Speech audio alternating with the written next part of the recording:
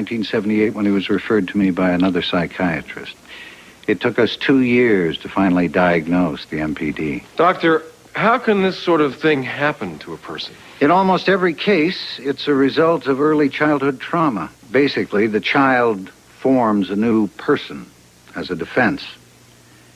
With Greg, he was sexually abused as a young child by his own father, and that's likely the cause. Now, this can also cause physiological changes as well as psychological, can it not? In some cases, yes. It happens with Greg.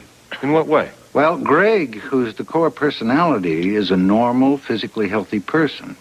Alan Witt, who you heard Greg talk about, well, when he emerges, the blood pressure goes up. Alan is left-handed. Greg is right.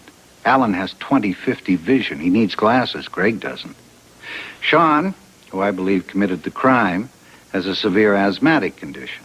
Greg has no respiratory dysfunction whatsoever. And all of this happens with the same body? Depending on which personality is controlling, yes. Forgive me, Doctor, but this does sound a little hard to believe. Well, there have been more extreme cases, Mr. Cusack. I had a woman who had a lump in her breast with one personality while being totally tumor-free as somebody else. Medically, we can't explain it, but we certainly can document it. Okay, getting back to my client.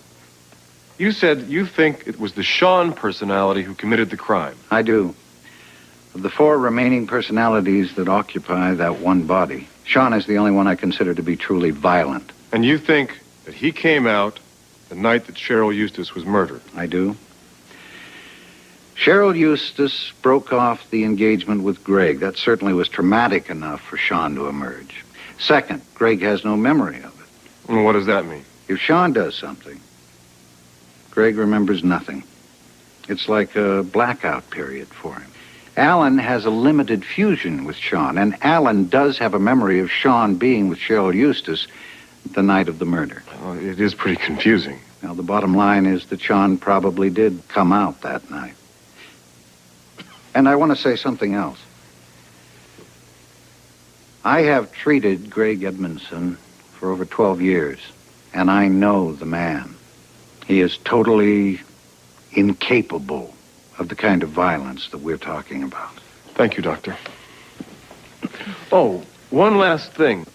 Can Greg be cured? Yes. 70% of all multiple personality disorder cases are cured. Greg's in treatment. He's making excellent progress. We started with 17 different personalities. We're now down to 4.